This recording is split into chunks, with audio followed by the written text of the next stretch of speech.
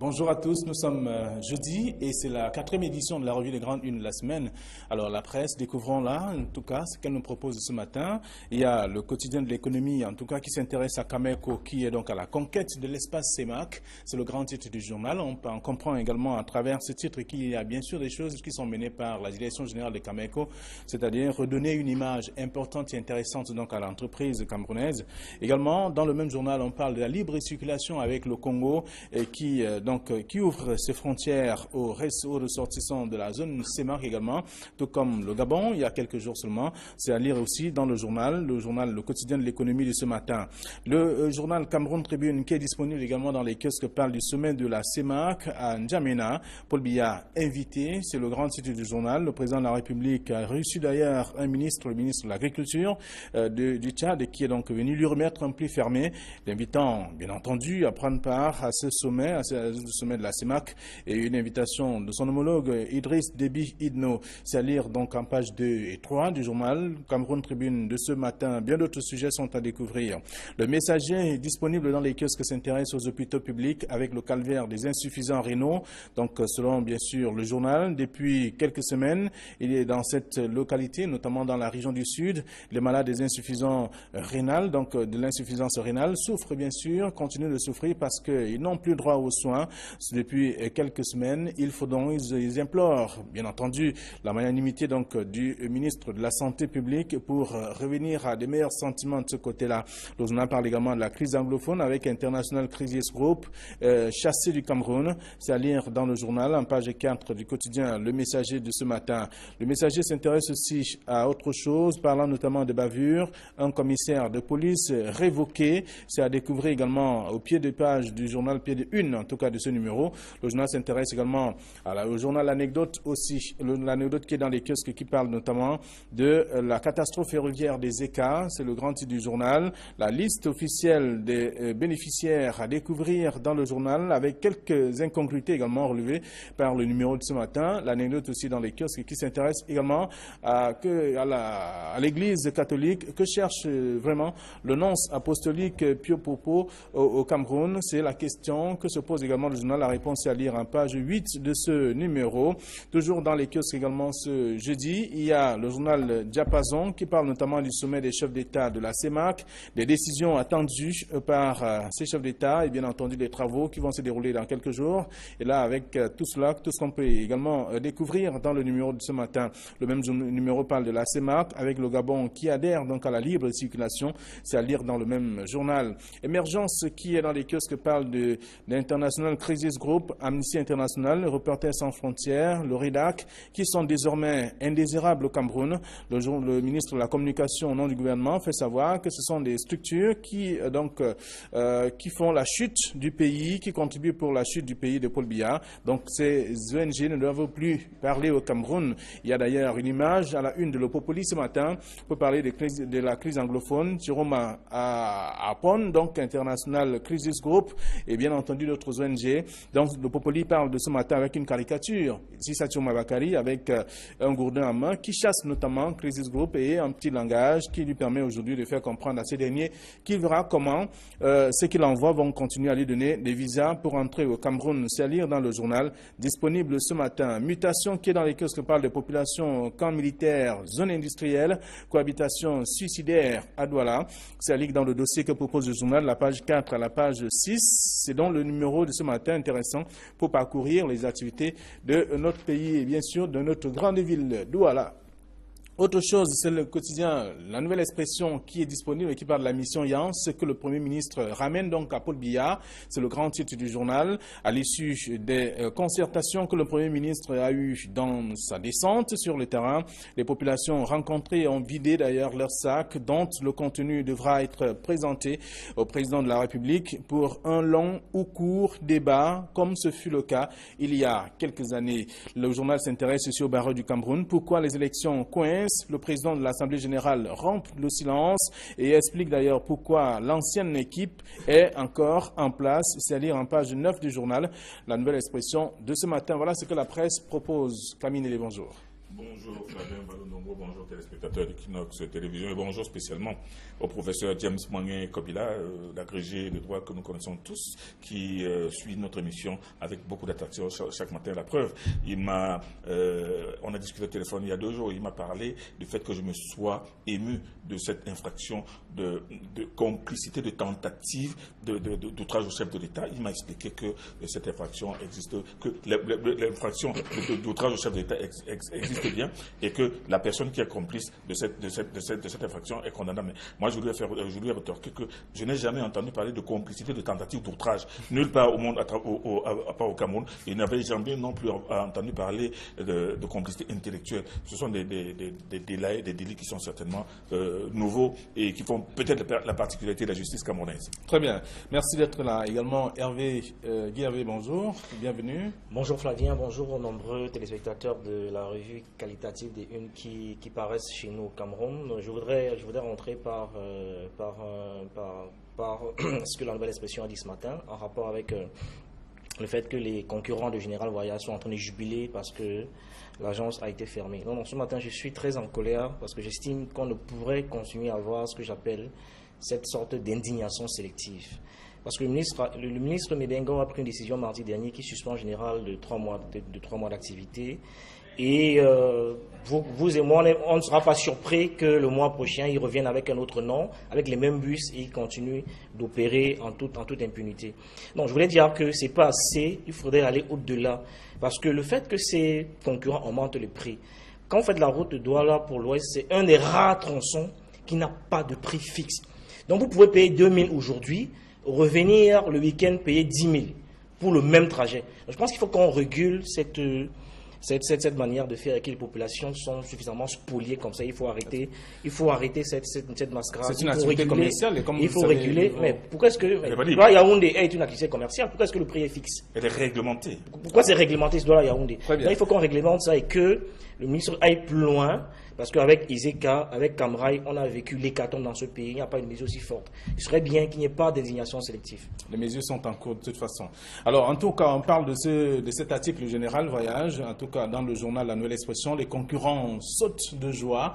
C'est en page 2 de La Nouvelle Expression. Donc, vous pouvez également vous procurer le journal et être parfum de ce que le reporter tente d'expliquer dans cet article. Alors, autre chose également qui nous intéresse et intéresse également le lecteur, c'est ce que le journal propose parlant des missions Yan, c'est que le Premier ministre ramène à Paul Biya. On voit d'ailleurs une image, Clément Yan et le chef de l'État. On voit que les surtitres de la presse évoluent. D'abord, au moment où la mission avait été envoyée dans le sud-est, dans le nord-ouest, sur haute institutions du président de la République, on nous avait parlé de dialogue. Ensuite, ça a été rencontre. Et maintenant, ça a été mission accomplie. Aujourd'hui, on nous dit mission Yang. Mission Yang, la nouvelle expression nous dit aujourd'hui, que nous apprend aujourd'hui que le Premier ministre est allé au nord-ouest. Il a discuté, il a eu des conciliabules avec des groupes de gens. Il est revenu, il les a consignés dans un document et vient les donner au chef de l'État. Évidemment, c'est le chef de l'État qui a la primeur et qui pourra juger de la nécessité, de la capacité, du contenu de cette mission. Mais seulement, ce qui est de nouveau avec la nouvelle expression, c'est que la nouvelle expression nous apprend aujourd'hui que c'est à partir de ce que le Premier ministre Yan Filemon va livrer au président de la République que nous allons savoir maintenant de quoi on va parler dans le dialogue national. Donc ça veut dire... Et sur le choix des acteurs en même temps. Le choix des acteurs, c'est pour ça que je dis qu'il y a peut-être une évolution. Moi, je pense qu'on allait donner le rapport au président de la République qui allait signer quelques décrets. Mais si maintenant les choses sont faites dans la dynamique et dans le sens d'un éventuel dialogue entre les Camerounais et que pas seulement entre les anglophones et le gouvernement, parce que je pense que la crise qu'il y a au sud-ouest et nord-ouest, ce n'est qu'une intime partie des problèmes du Cameroun qu'il faut régler, qu'il faut solder à l'intérieur d'un dialogue national. Alors, Guy Hervé, vous avez également lu l'article de la Nouvelle Expression ce matin. Le Premier ministre a certainement ramené des propositions des uns des autres, également ces mêmes propositions qu'il va également faire au chef de l'État sur le type de personnes, type d'acteurs qu'il faut pour le dialogue, puisqu'il faut aboutir à ce qu'on appelle la paix dans ces 2 régions-là. D'après votre lecture, vous imaginez qu'on peut s'attendre à quelque chose de positif? Je me demande quel était l'intérêt de cette mission, parce que quand vous suivez le compte rendu du reporter qui était le bout de tambour sur le terrain. C'est exactement ce qu'on dit tous les jours ici. C'est exactement ce qu'on dit depuis que la crise a commencé. Les mêmes problèmes ont été rappelés à ceux qui sont allés sur le terrain. C'est à croire, on a l'impression qu'en face, on a des gens qui sont autistes et qui ne font pas attention à ce que leur dit. Quand le reporter, par exemple, rappelle que les anglophones qui sont dans ces régions-là se plaignent d'être francophonisés, au point où, quand le Premier ministre a fait le tour des 7 villages là-bas qui sont revenus, dans les quartiers, vous avez des anglophones qui sont obligés de parler en français pour se faire entendre par des gens qui sont dans leur localité, alors qu'en face, ils ont des anglophones. Donc, il y a ce type de problème qui reviennent. Vous avez des enseignants francophones qui viennent enseigner aux anglophones en anglais, qui parfois ne multiplient pas les subtilités de la langue. C'est le même problème qu'on pose depuis le début de la crise. Hein. Il n'y a rien de nouveau là-dedans. C'est vraiment ce qu'on dit depuis. Et j'ai pas le sentiment qu'on va sortir quelque chose de nouveau en dehors de ce qu'on sait déjà, que les anglophones attendent qu'il soit fait de manière concrète sur le terrain. Donc il y a un certain nombre de mesures fortes qui doivent être prises sur le domaine, notamment en rapport à l'éducation, pour qu'ils aient des choses. Ils ont formulé des demandes précises qui sont. Devrait-on s'attendre à quelque chose de bien, de positif? La seule chose à laquelle il faut s'attendre, c'est qu'ils prennent le contre-pied de tout le monde et qu'ils appliquent la condition de 96 ans en appliquant la décentralisation. Je crois que ça va être. Je crois que tout le temps qu'il a passé en Suisse, je vois que c'est la mesure la plus forte qu'il prendrait avant la fin d'année, en tout cas je l'espère. Très bien, alors c'est à lire dans la Nouvelle Expression ce matin avec des commentaires et analyses de nos invités sur ce plateau. Vous pouvez également apprécier ce que les reporters nous ont proposé sur cette question. C'est en page 3 du journal, la Nouvelle Expression. Alors autre sujet également qui suscite des commentaires, c'est celui que nous propose Émergence et également le Popoli. Comme vous le voyez bien, Émergence fait savoir que International Crisis Group, Amnesty International, Reporters sans frontières, le REDAC, désormais indésirables au Cameroun, qui sont des ONG, en tout cas, qui font des rapports au quotidien, pratiquement, sur la situation du Cameroun. Non, pas sur la situation du Cameroun seulement. Ce sont des observateurs internationaux qui écument le monde entier, qui observent et qui témoignent du respect des droits de l'homme, des droits de la personne et du respect de la bonne gouvernance dans les pays, et même qui sont là pour prévenir les crises, parce que ces observateurs qui peuvent voir des situations déclinées à cause de considérations économiques, tribales, sociologiques et tout cela. Et ces observateurs sont là pour tirer la sonnette d'alarme avant le temps, informer les pays concernés et informer accessoirement l'ONU et toutes les grandes institutions internationales. Mais aujourd'hui, on voit que le ministre de la Communication a de facto mis ces observateurs dehors. Bon, à tort ou à raison, on peut estimer qu'il a peut-être pris la mouche du fait que le REDAC, par exemple, ait parlé de 100 morts, alors que manifestement, il n'y a pas eu 100 morts, que machin Crisis Group ait dit qu'il y a 40 000 Camerounais réfugiés au Nigeria.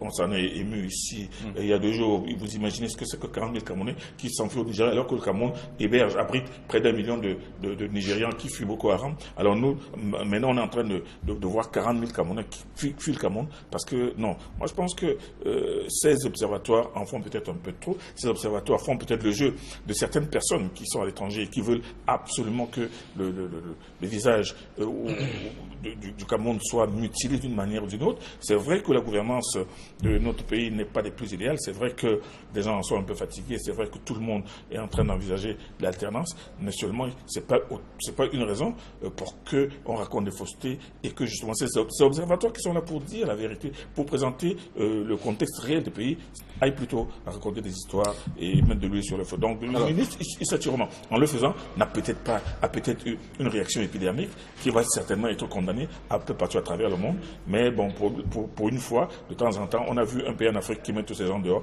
ce qui n'est pas forcément une bonne chose. Alors, Guy Hervé, au-delà de l'article d'émergence, il y a que le Popoli dessine en tout cas une caricature qui présente un peu Issa Chiroma Bakary avec un gourdin et face à lui, un responsable de International Crisis Group. Alors, qu'est-ce que ça peut expliquer selon vous? Je voudrais au passage saluer le ministre Issa Chiroma qui prend du plaisir à regarder ce programme, notamment les jeudis.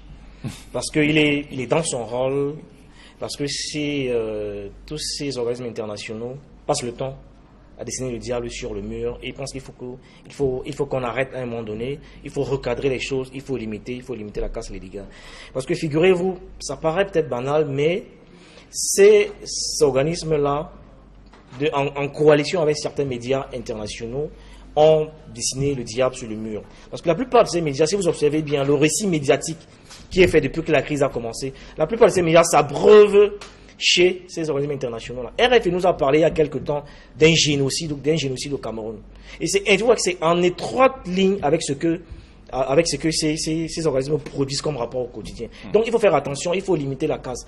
Si vous prenez le récit médiatique de Jeune Afrique, c'était un complot qui parlait du périple jeune, Cameroun qui connaissait très depuis un moment les titres sur le Cameroun, vous allez voir qu'il y a, je veux dire que ces médias-là s'abreuvent dans ces organismes. Donc le ministre Chirouma, il est dans son rôle quand il demande à ces médias de ne plus vraiment continuer à dessiner le diable sur le mur et de décrire des faits totalement inexacts. Donc, quand nous avons dit au Cameroun, il n'y a pas de liberté de presse, ce qui est incongru. Le doyen Kaminel qui est ici a vécu sous l'ère du parti unique, sous l'ère de la dictature. On ne peut pas venir nous dire 30 ans après qu'il n'y a pas de liberté de presse au Cameroun. Donc, il y a une série de champs lexicaux qui est utilisé par ces organismes-là.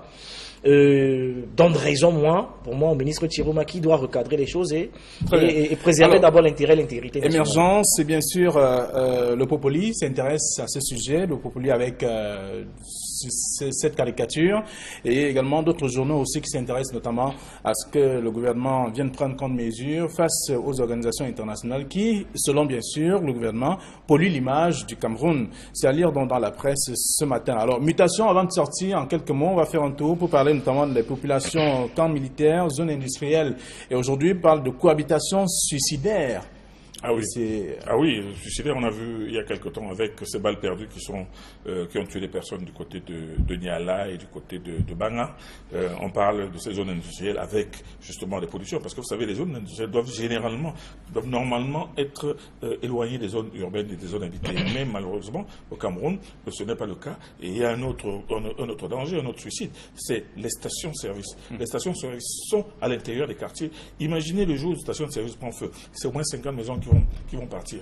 Or, il faut une réglementation dans tout cela. Il faut une réglementation dans l'installation. Alors, vous comprenez bien que la libéralisation du secteur a permis à ce qu'il y ait ce cafouillage qu'on observe dans les stations de service. Non, ceux qui ont libéralisé auraient dû d'abord poser des conditions drastiques au niveau de l'implantation. Savoir que si vous voulez implanter une station-service à Aquanon, assurez-vous qu'à 200 mètres à la ronde, il n'y a pas d'habitation. Parce qu'en cas de sinistre, ça va être terrible. La distance entre deux stations, on parle de 500 mètres. Non, la distance entre deux stations, mais je dis la distance entre la station et les maisons des habitations. Oui, ça également, c'est 15 mètres environ. Mais 15 mètres, c'est pas assez pour contenir l'explosion d'une station-service. C'est très très dangereux. C'est vraiment suicidaire, comme le dit cet article de mutation. Voilà. Vous dites un mot pour sortir? Non, je veux dire que cette situation, c'est, en mon sens, ça traduit simplement ce que j'appelle la forme la plus achevée de l'inertie. On laisse faire, on laisse courir, à cause du pouvoir de l'argent. Les chefs Sawa se sont battus comme ils ont pu pour empêcher Dangote de s'installer en plein Bonabéry.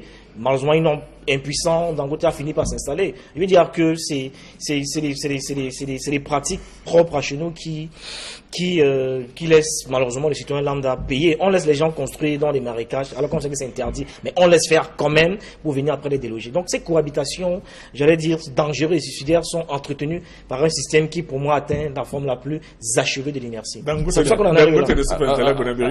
En tout cas, on parle bien sûr la cimenterie de mutations qui parlent de ces populations et autres, en tout cas parlant des secteurs militaires et zones industrielles, cohabitation suicidaire. C'est à lire dans le dossier que propose Mutation ce matin. Merci monsieur. Bon retour à vos différentes rédactions. N'oubliez pas le rendez-vous de ce soir dès 20h45 sur Regard Social. Un grand moment de télévision. Un grand moment de télévision comme vous le dites. Alors, merci. À demain 9h30. Au revoir.